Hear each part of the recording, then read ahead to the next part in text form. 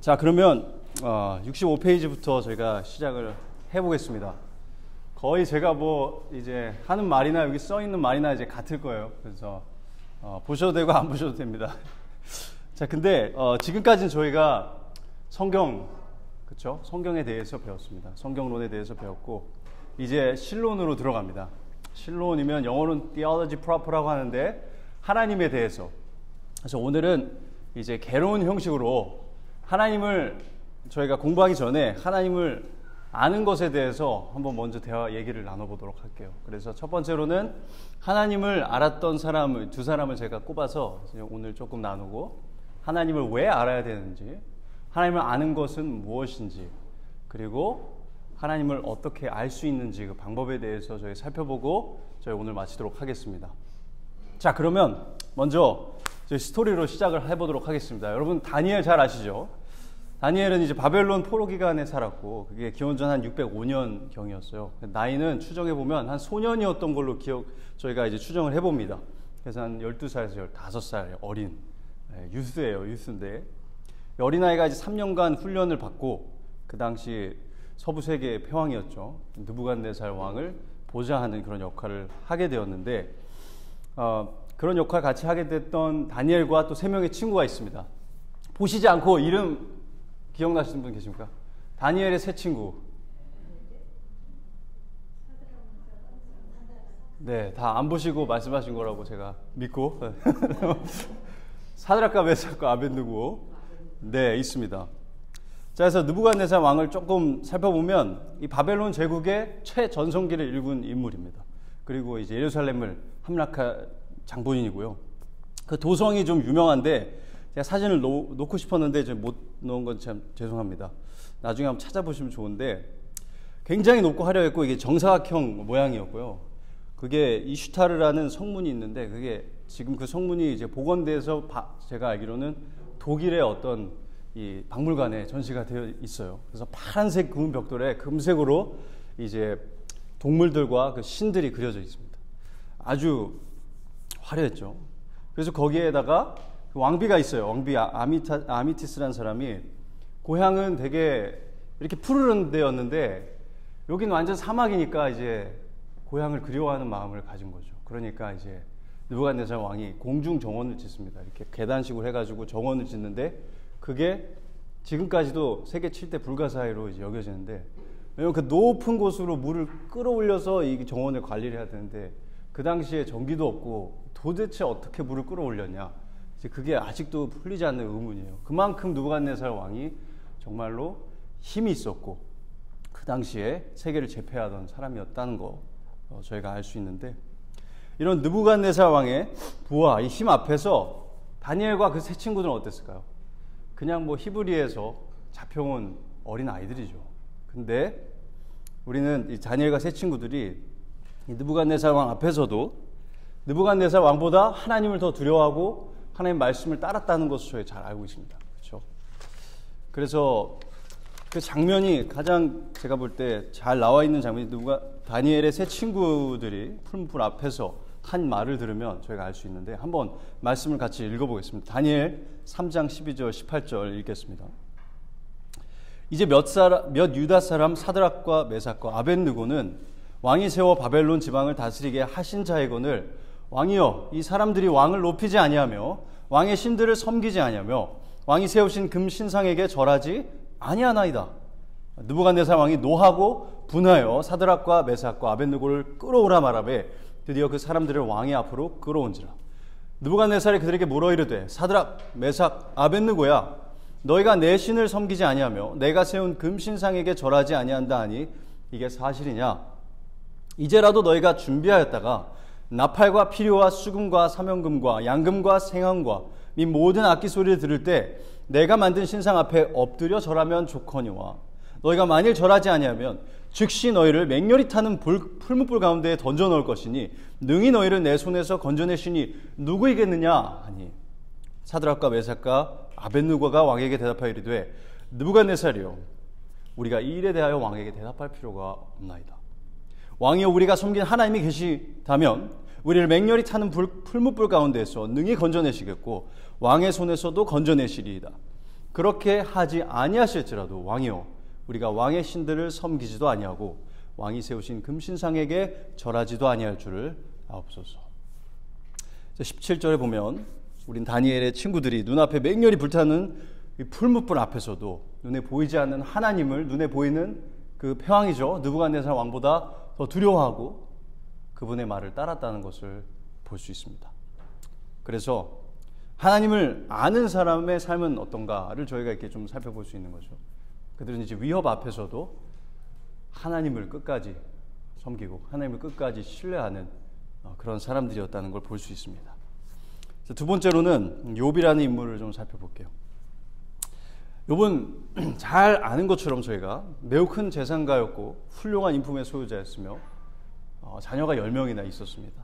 그런 그에게 벼랑간에 상상치 못한 재앙들이 닥쳤는데 순식간에 자신의 재산을 다 잃고 자녀도 10명을 다 잃고 발바닥부터 정수리까지 종기가 나서 벽돌을 가져다 몸을 긁을 정도로 고통스러운 상황에 놓이게 됩니다. 거기다 더해서 그의 아내는 그냥 하나님을 욕하고 죽으라 라고 이런 망발을 하고 거기다 이제 새 친구가 와가지고 너가 죄를 지었으니까 하나님이 너를 심판하신 거다라고 하면서 계속 욥을 힘들게 합니다. 말 그대로 몸과 마음이 쑥대밭이 돼버린 거죠. 자, 이런 상황 속에서도 그는 하나님을 욕하지 않았습니다. 물론 하나님을 대면하여서 따지고 싶다라는 말은 했지만 그는 이렇게 말했어요. 주신 분도 하나님이시니 가져가시는 분도 하나님이시다라고 고백하면서 하나님을 불신하거나 하나님을 욕하지 않았습니다. 그리고 나중에 친구들과의 그 오랜 대화가 끝난 뒤에 폭풍우 가운데서 하나님의 음성을 직접 듣게 됩니다. 그때 자신에게 도대체 왜 이런 고난이 닥쳤는지 따지려고 했는데 하나님이 이렇게 먼저 답하셨어요. 그때 여호와께서 폭풍우 가운데에서 욥에게 말씀하여 이르시되 욥기 38장입니다. 1절 6절 무지한 말로 생각을 어둡게 하는 자가 누구냐 너는 대장부처럼 허리를 묶고 내가 너에게 묻는 것을 대답할지니라 내가 땅에 기초를 놓을 때 네가 어디 있었느냐 네가 깨달아 알았거든 말할지니라 누가 그것의 도량법을 정하였는지 누가 그 줄을 그것의 위에 띄었는지 네가 아느냐 그것의 주추는 무엇 위에 세웠으며 그 모퉁이 돌은 누가 놓았느냐 하면서 하나님께서 계속 몇 장에 걸쳐서 질문하시는데 욥은 하나님이 이 세상을 창조하시고 다스리시고 유지하시는 것을 단 하나도 정확하게 이해하지도 못했고 대답할 수도 없었습니다. 그래서 욥이 깨닫게 되죠. 아, 하나님은 하나님이고 나는 사람은 사람이구나. 내가 이해하지 못하는 게 있더라도 하나님이 나한테 설명을 해줘도 내가 이해할 수 없을 수도 있겠구나.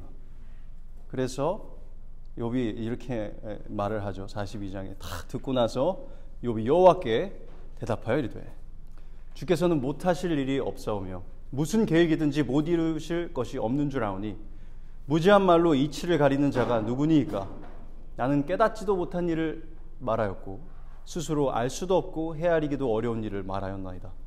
내가 말하겠사오니 주는 들으시고 내가 주께 묻겠사오니 주여 내게 알게 하옵소서. 내가 주께 대하여 귀로 듣기만 하였사오나 이제 눈으로 주를 배웁나이다.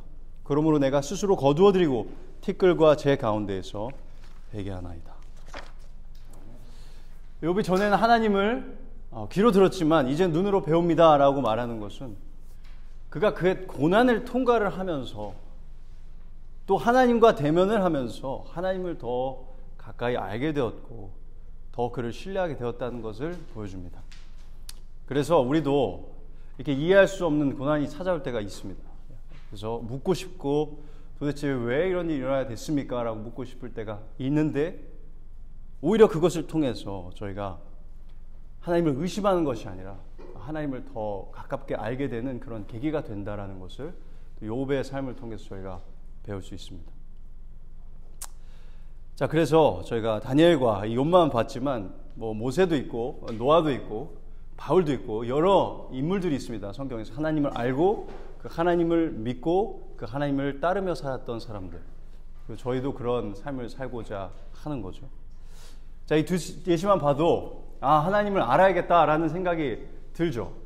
네. 그러면 이제 하나님을 알아야 하는 이유가 무엇인지에 대해서 조금 자세히 살펴보도록 하겠습니다. 중간에 질문이 있으시면 질문하셔도 됩니다. 여기 시계가 없는데 제가 이렇게 한 번씩 확인을 할게요. 자, 하나님을 알아야 하는 이유 첫 번째는 하나님을 아는 것을 하나님께서 원하시기 때문입니다. 단순한 이유지만 굉장히 중요한 이유입니다. 예레미야 9장 23절 24절을 읽겠습니다. 여호와께서 이와 같이 말씀하시되 지혜로운 자는 그의 지혜를 자랑하지 말라. 용사는 그의 용맹을 자랑하지 말라. 부자는 그의 부함을 자랑하지 말라. 자랑하는 자는 이것으로 자랑할지니 곧 명철하여 나를 아는 것과 나 여호와는 사랑과 정의와 공의를 땅에 행하는 자인 줄 깨닫는 것이라. 나는 이 일을 기뻐하노라. 하나님의 여호와의 말씀이니라. 자, 저희가 이 세상에서 뭐 부와 지혜와 힘 뭐 이런 거 빼고 자랑할 게 뭐가 그렇게 있겠습니까? 그런데 하나님께서는 그 모든 것들보다도 하나님을 아는 것으로 자랑하라고 말씀하시고 계십니다. 저도 이제 그런 생각을 하게 됐어요. 강의를 준비하면서.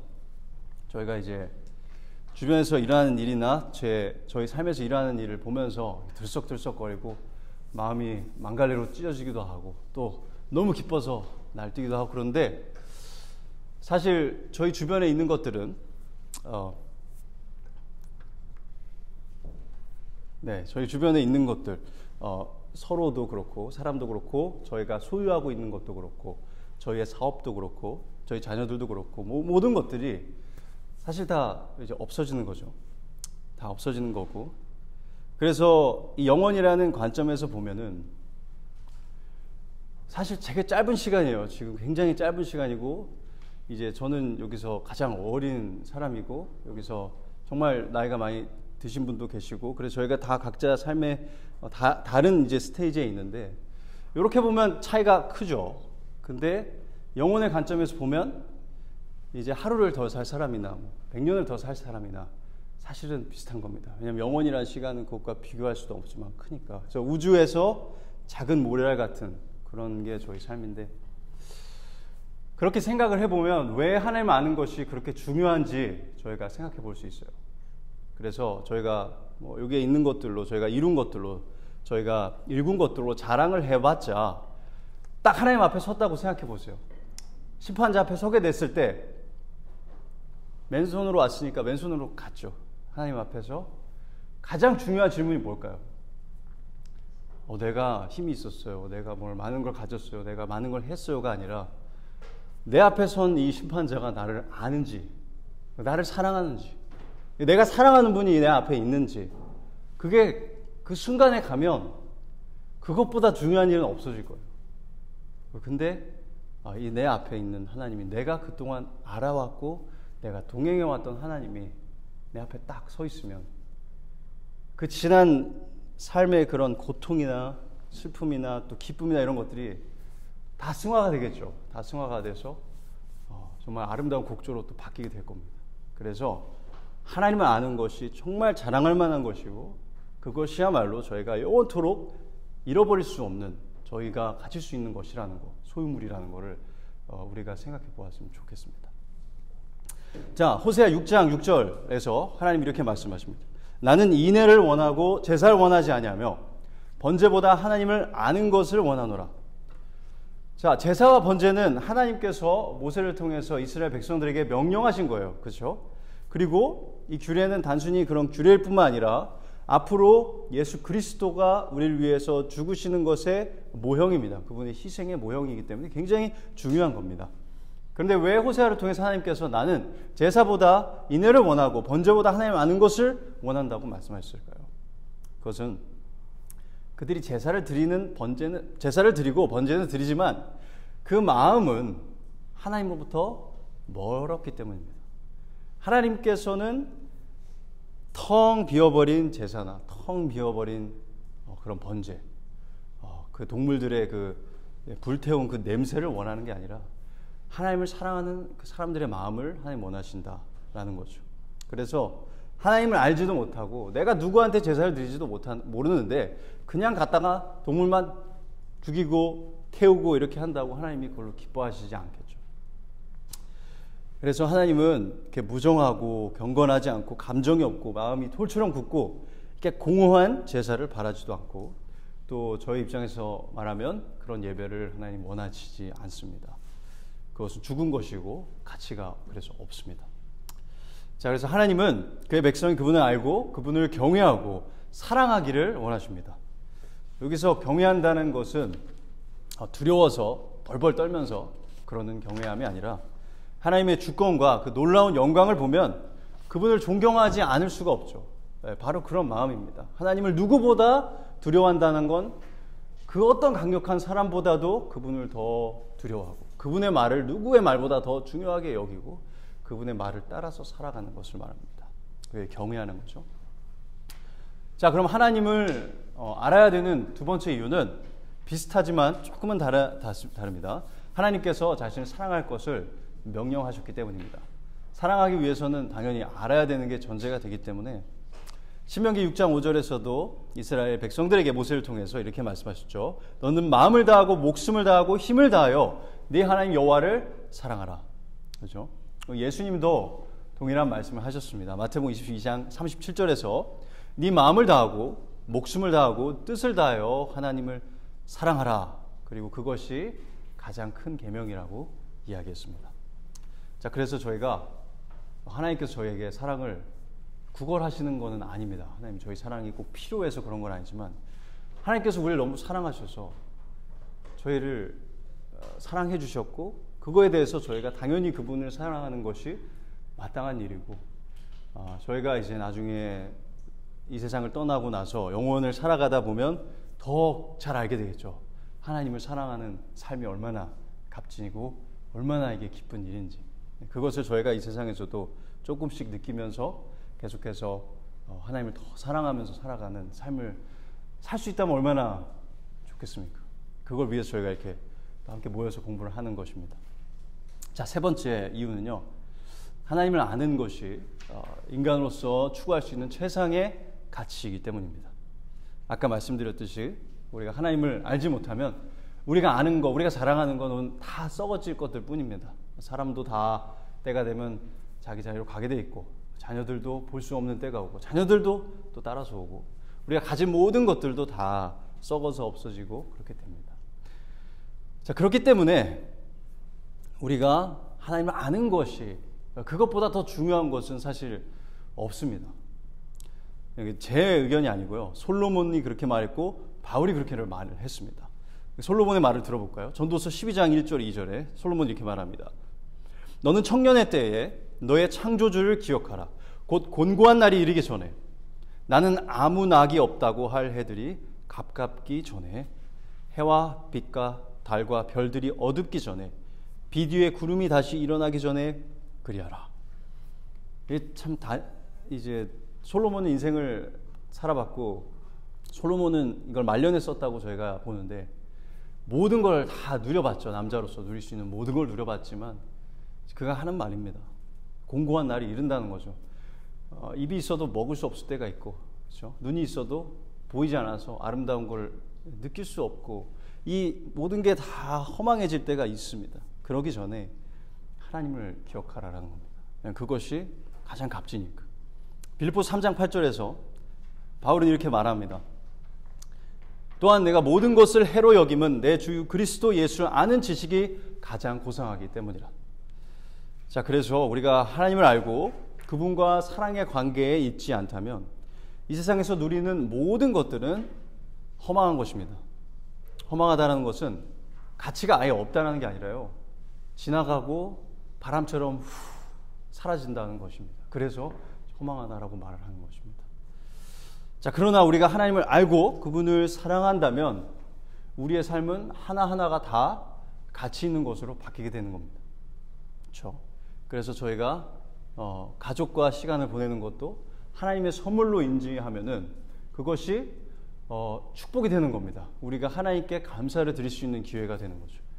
저희가 자연을 즐기는 것도 마찬가지고, 제가 뒤에를 보면서 아주 기뻐했는데, 제가 이런 모든 것들이 하나님께서 주신 선물이라는 걸 저희가 알고 느끼고 즐기면 이 모든 것이 나중에 저희가 추억할 수 있는 그런 추억거리가 되는 거죠. 네. 그러니까 다 사라지는 것들이 아닌 겁니다. 그렇게 되면. 저희 추억은 계속 남을 테니까. 그래서 우리는 하나님을 아는 것을 우리의 인생의 우선순위로 삼아야 됩니다. 다른 것이 안 중요하다는 게 아니라 우선순위에 두어야 된다는 겁니다. 가장 중요한 것으로. 그래서 우리가 무엇을 하든지 하나님을 사랑하기 때문에 해야 하고, 그래서 우리가 그분을 사랑하기 위해서, 그분을 알기 위해서 계속 노력해야 되는 것입니다. 자, 그리고 이제 제가 계속 얘기를 한 것 같은데, 그래서 이 부분 좀 지나갈게요. 나중에 읽어보시면 될 것 같고.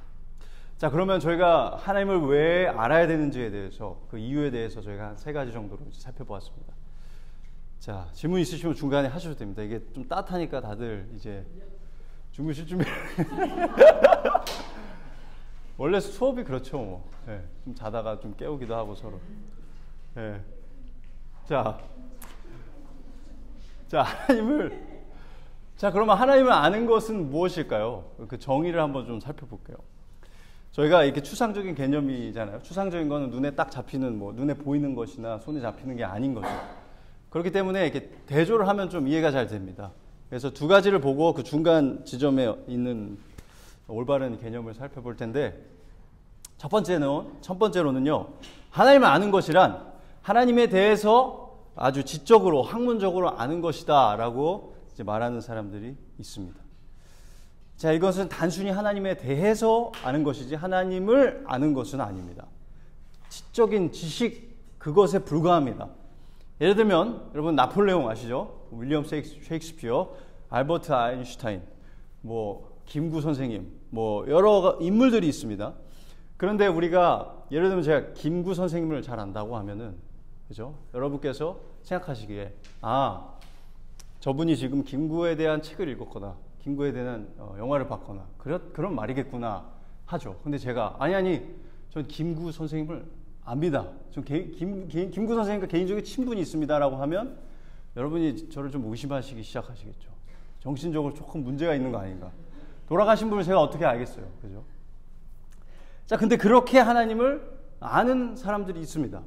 그런데 이게 왜 말이 되지 않을까요? 하나님을 죽은 사람으로, 역사의 한 인물, 그리고 자신의 기록을 남긴 사람으로 인정하고 그렇게 알 수 있다고 말하는 것이 잘못된 이유가 뭐가 있을까요? 하나님께서 살아계십니까? 죽어 계십니까? 살아계시기 때문입니다. 하나님 살아계시기 때문에 단순히 그분을 지식적으로만 알 수 있습니다. 근데 그게 그분을 아는 거는 아닌 거죠. 하나님은 죽은 분이 아니기 때문입니다. 그래서 제가 말하는 건 공부가 본질적으로 잘못됐다는 것은 아닙니다. 그렇다면 제가 이렇게 장황하게 노트를 준비하지도 않았겠죠. 이렇게 강의도 하지 않았을 겁니다. 공부가 중요하지 않다는 게 아니라 이런 종류의 지식은 하나님을 아는 것과 다르다는 겁니다. 그래서 저희가 단순히 지식적으로만 하나님을 안다고 해서 하나님을 정말 안다고 착각해서는 안 된다는 거죠.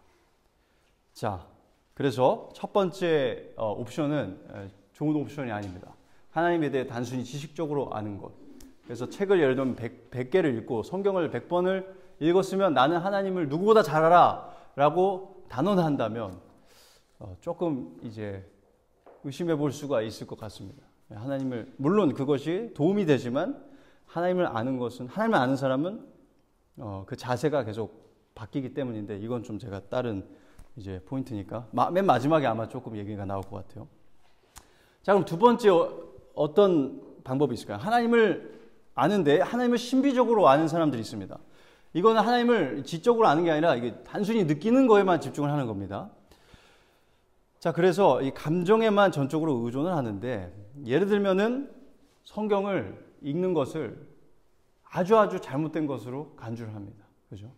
성경을 읽을 필요도 없고 성경을 공부할 필요는 더더군다나 없다고 말하고, 하나님은 이해하는 게 아니라 느끼는 거라고 얘기를 하면서 어떻게 하죠? 자연을 거닐거나 그렇죠? 바닷가에 수영을 하면서 하나님을 온몸으로 느끼고 거기에 집중을 하는 사람들이 있습니다. 좀 뉴에이지적인 사상이 그래요. 그래서 뭐 내면에서 하나님을 찾는다든지 자연에서 하나님을 찾는다든지 뭐 대화 속에서 하나님의 음성을 듣는 거에 집중한다든지 이제 이런 간혹 그런 분들이 계시고, 저도 사실 그런 생각을 한 적이 있었습니다. 어렸을 때. 저도 자연을 거니면서 그런 거 하는 거 좋아했거든요. 지금도 거니는 건 좋아하지만 좀 형태는 많이 바뀌었습니다. 자, 근데 이런 종류의 지식도 하나님을 아는 것이라고 할 수가 없습니다. 왜 그럴까요? 왜냐하면 성경을 하나님께서, 자, 첫 번째로 물어볼게요. 하나님께서 성경을 주신 건가요? 아니면 하나님께서 주신 게 아닌가요? 하나님께서 주신 거죠. 하나님께서 하늘의 언어로 성경을 써서 주셨나요? 사람의 언어로 써서 주셨나요? 사람의 언어로 써서 주셨습니다. 하나님께서 왜 사람의 언어로 우리에게 자신의 말씀을 주셨을까요? 이해하라고. 그죠? 이거 많이 사다가 뭐 베개로 쓰고 뭐 발판으로 쓰고 그러라고 준 게 아니잖아요. 그죠?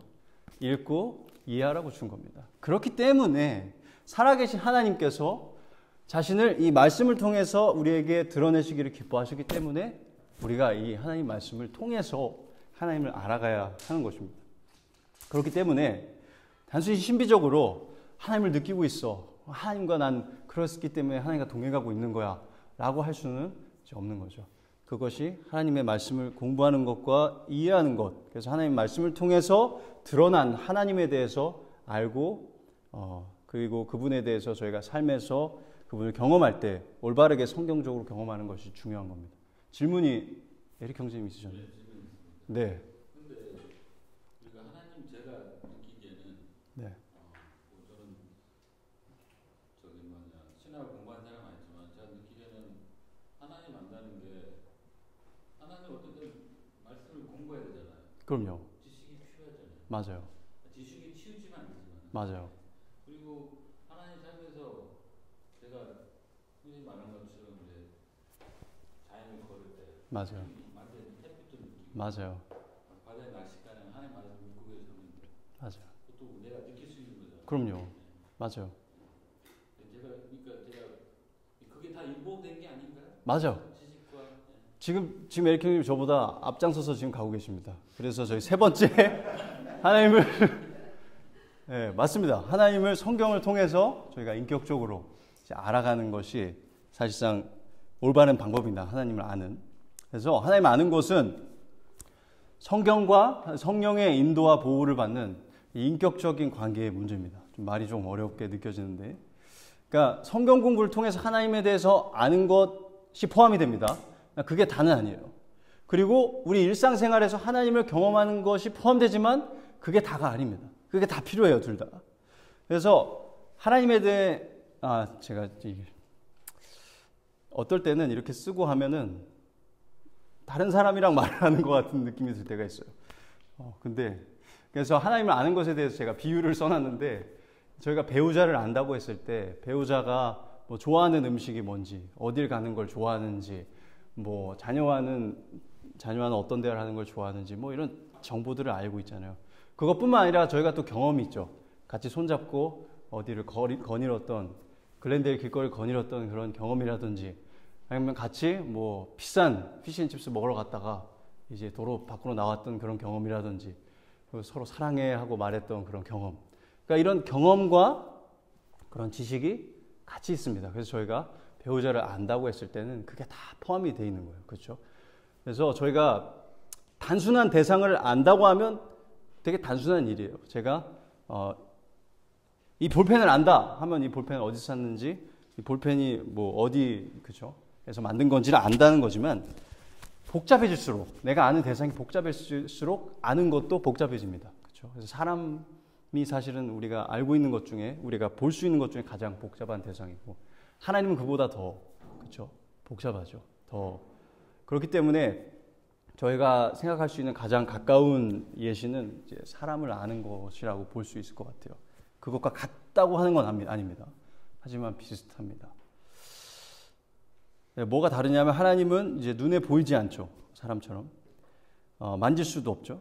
귀로 그분의 음성을 들을 수도 없습니다만은 어디에나 계시고, 놀라운 사실 지금 이 자리에도 하나님께서 계십니다. 여러분의 마음에도 계십니다. 그래서 그분과 우리는 함께 동행하면서 살아가고 있는데, 그래서 저희가 성경을 읽을 때, 설교를 들을 때, 함께 믿는 사람과 대화를 나누면서 하나님에 대해서 말할 때, 그게 하나님 말씀에 따라서 나온 말이면 하나님 말씀과 어긋나지 않고 동의하는 말이면 우리가 그 과정을 통해서 하나님을 알아가고 있는 과정인 겁니다. 그리고 우리가 하나님께 기도할 때 하나님은 우리의 음성을 들으십니다. 우리의 기도를 들으시기 때문에 또 그 기도에 따라서 하나님께서 응답하시죠. 선하신 뜻에 따라서. 그리고 우리가 이제 삶을 살면서 아까 에릭 형제님 말씀하신 것처럼 여러 가지 기쁨도 겪고 슬픔도 겪고 환희하기도 하고 아주 눈물을 흘리기도 하는데 그 모든 과정에 하나님께서 함께 하십니다. 그렇죠? 우리는 기도를 통해서 그분의 우리의 마음을 전하고 또 하나님 말씀을 통해서 또 우리가 하나님의 뜻을 알게 되고 또 모든 과정을 통해서 정확하게 딱 집어서 말하기는 어렵지만 하나님의 어떤 인도하심을 받고 또 되돌아봤을 때 그게 가장 잘 보입니다. 되돌아봤을 때 그때 하나님이 나를 그때는 이해가 안 되는데 이렇게 해서 하나님이 나를 이렇게 인도하시려고 이런 일들을 있게 하셨구나 하면서 하나님을 찬양하게 되는 거죠. 그렇죠? 그래서 그 모든 과정, 그렇죠? 저희가 느끼면서 가는 과정도 있고 성경을 읽는 것도 있고 기도하는 과정도 있고 뒤돌아보면서 과거를 회상하면서도 하나님의 보이지 않았던 손길들을 저희가 어렴풋이 볼 수 있게 됩니다. 그 모든 과정을 통해서 저희가 하나님을 알아가게 되는 겁니다. 자, 시편 77편을 제가 한번 공유를 해드렸었는데 아삽이 쓴 거예요. 자신이 이름 모를 고난을 겪었어요. 저희가 알지는 못하지만. 그래서 아주 극심한 불안감을 느끼고 있었고 그러나 그는 끝내 하나님의 보이지 않는 오른손이 행하셨던 일들을 이제 뒷부분에 가면 회상을 합니다. 마치 추억을 회상하듯이. 그렇게 이삭의 고난이 하나님을 더 알아가고 신뢰하게 되는 그런 시간으로 이제 승화가 되어가는 걸 저희가 시편 77편을 통해서 볼 수 있습니다. 그리고 그 시를 썼던 그 아삽이 시를 쓰던 그 순간도 나중에 지나고 보면 그에게 하나님을 또 더 알아가게 되는 그런 추억이 되었겠죠. 그렇죠? 저희도 그런 과정을 다 겪는 것 같습니다. 자, 그러면 하나님을 어떻게 알 수 있을까요? 마지막 주제인데 먼저는 누가 하나님과 이런 관계를 맺을 수 있는지가 이제 중요한 것 같습니다. 우리가 하나님을 알고 찾으려고 하면 그냥 저희 힘으로 찾을 수 있나요? 그럴 수는 없습니다. 하나님께서 분명히 하나님께서 자신을 드러내서 하나님께서 자신에게 끌어당기신 사람들이 하나님을 알 수 있고 하나님과 교제할 수 있습니다. 그래서 이제 갈라디아서 4장 8절에서 9절을 제가 여기는 안 넣어놨는데 제가 찾아서 한번 읽어드리겠습니다. 갈라디아서 4장 8절에서 9절입니다.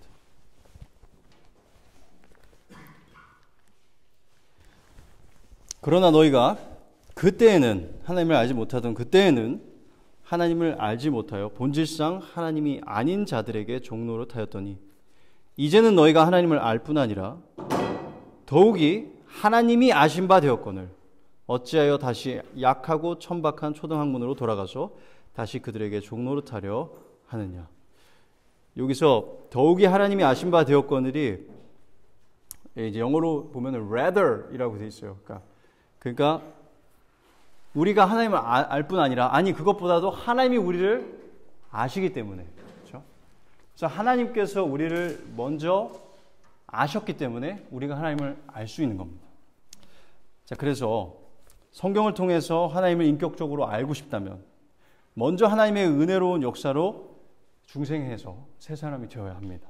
에베소서 2장 8절 9절엔 이렇게 말하고 있습니다. 너희는 그 은혜에 의하여 믿음으로 말미암아 구원을 받았으니 이것은 너희에게서 난 것이 아니요 하나님의 선물이라. 행위에서 난 것이 아니니 이는 누구든지 자랑하지 못하게 함이라. 자, 그래서 하나님의 은혜로 우리가 영원한 정죄를 받아 마땅한 죄인이라는 것을 깨닫고 자신의 죄를 회개하고 오직 예수 그리스도만이 나를 이 죄에서 구원할 수 있다는 걸 믿고 그래야만 그 믿음이 있어야만 우리가 하나님을 아는 이 일을 시작할 수가 있습니다. 만약에 그렇지 않다면 처음에 저희가 나눴던 그 두 가지 방법으로밖에 하나님을 알 수가 없어요. 하나님에 대해서 책을 쌓아놓고 그냥 열심히 공부를 하거나 아니면 이제 신비적으로 하나님을 느끼면서 내가 하나님을 안다고 생각하거나 그러나 그 두 가지는 진정으로 하나님을 아는 것이 아닙니다. 그래서 하나님을 알 수 있는 방법의 가장 중요한 부분은 먼저 예수 그리스도를 믿고 구원을 받아야 된다는 것입니다. 자, 그러면 이제 방법으로 좀 들어가면 지금까지 사실 저희가 나눴던 대화가 다 이제 포함이 되어 있는데 다시 한번 이제 반복하듯이 이제 말씀을 드리겠습니다. 이제 성경 공부가 있고요, 묵상이 있습니다. 그리고 제가 사색이랑 이 기도를 이렇게 따로 넣었어요. 자, 하나님께서 먼저 우리에게 주신 가장 직접적인 하나님의 계시는 무엇이죠? 하나님께서 저에게 직접적으로 주신 하나님의 계시는 성경입니다. 그렇죠? 그래서 이 성경을 먼저 통해야만 우리가 하나님에 대해서 정확하게 알 수 있어요. 그리고 하나님께서 두 번째로 저에게 주신 자신을 간접적으로 드러낸 계시가 있는데 그것을 이제 자연 계시라고 크게 통칭을 합니다. 자연 계시는 창조물을 포함하기도 하고요. 그리고 또 우리 삶에서 볼 수 있는 저희가 아까 추억을 회상한다 했는데 하나님의 섭리도 저희에게 하나님에 대해서 또 알게 해주는 그런 도구가 되기는 합니다만은 제가 앞으로 좀 가고 있는데 성경 공부와 묵상은 나의 생각을 버리고 하나님 말씀을 통해서 하나님의 생각을 이해하고 하나님에 대해서 이해하고 그리고 그 이해한 것을 깊이 묵상하면서 생각하면서 하나님이 이런 분이구나 이렇게 생각하는 과정이라고 한다면 사색과 기도는 꼭 그게 없어도 할 수는 있어요. 그냥 혼자서 하나님 이런 분일까 생각할 수 있고 왜 나한테는 이런 일이 왔을까? 왜 그땐 그랬을까? 하나님은 뭘 하고 있었을까? 생각하고 수 있고 기도할 때도 하나님 그때 왜 그랬어요? 왜 나한테 이런 일이 있었어요? 하나님 지금 어떻게 해야 돼요? 이렇게 할 수 있는데 저희가 이제 중요한 것이 하나님을 알아갈 때 있어서 하나님의 말씀을 공부하는 것과 묵상하는 것이 저희가 혼자서 사색하고 기도하는 것보다 앞서야 된다는 겁니다. 그러니까 굳이 순서라고 볼 수는 없어요. 근데 이 두 가지가 견해가 다를 때가 있습니다. 하나님 말씀은 하나님은 사랑이시고 하나님은 우리를 사랑하신다고 하는데 믿는 자들을 사랑하시는데 내가 느끼기에는 하나님이 나를 사랑하지 않는 것 같아. 그렇죠? 내가 혼자서 생각하고 내 삶을 돌아보고 하다 보면 도무지 하나님이 나를 사랑한다고 느껴지지가 않는 겁니다. 자, 이렇게 두 가지의 의견이 격돌을 할 때 우리가 하나님에 대해서 제대로 알아야 되는데 어떻게 해야 하나님을 잘 알 수 있을까요? 뭔가 하나는 잘못된 거예요. 그죠? 뭔가 하나는 잘못된 건데 여기서 내가 사색하고 내가 기도하면서 내가 계속 붙들고 있는 내 생각이 맞는지 아니면 하나님께서 말씀하시고 내가 묵상한 그 말씀이 맞는지 그렇죠? 그 둘 중에 뭔가가 위에 있어야만 우리가 하나님을 잘 알 수 있습니다. 안 그러면 삐져나가게 돼 있어요. 이상한 길로. 그렇죠? 그래서 우선순위는 먼저 하나님께서 저에게 직접 계시해 주신 하나님의 말씀입니다. 그래서 하나님의 말씀이 내 생각과 다르면 어떻게 해야 되죠? 내 생각을 사로잡아서 예수님께 복종시켜야 된다고 고린도후서에 나와 있습니다. 그래서 시편 19편을 저희가 잘 알지만 거기서 하나님의 창조물이 하늘이 하나님의 영광을 선포한다고 말하지만 그럼에도 불구하고 하나님의 말씀이 우리에게 정확하게 하나님에 대해서 알려준다고 증거하고 있습니다. 그래서 저희가 그렇죠. 항상 이런 게 있습니다. 우리가 느끼는 것과 하나님이 말씀하시는 게 다를 때가 있어요. 그럴 때 우리가 하나님 말씀을 묵상하면서 우리의 생각을 이제 지배를 하도록 해야 됩니다. 그래서 우리의 생각이 하나님의 생각과 동의하도록 그렇게 만드는 과정을 통해서야만 우리가 하나님을 정확하게 알아갈 수 있습니다. 네. 자, 여기를 조금 지나가고요. 이제 마지막으로 이제 올바른 태도에 대해서 이제 대화를 나눠보겠습니다. 제가 사실 여기 제가 쓴 것 말고도 또 다양한 이제 태도가 있을 수 있는데 일단 이것으로 시작을 해보도록 할게요. 첫 번째는 이제 경외심입니다. 네, 하나님에 대해서 알아가다 보면 이 경외심이 듭니다. 그래서 바울도 그랬는데요. 하나님께서 이스라엘을 구원하실 그 계획과 이런 것들에 대해서 쓰다가 복받쳐 오른 겁니다. 바울이 하나님의 이 놀라우신 이 경륜을 보면서 하나님의 지혜를 보면서 이렇게 말합니다. 깊도다. 하나님의 지혜와 지식의 풍성하며 그의 판단은 헤아리지 못할 것이며 그의 길은 찾지 못할 것이로다. 누가 주의 마음을 알았느냐? 누가 그의 모사가 되었느냐?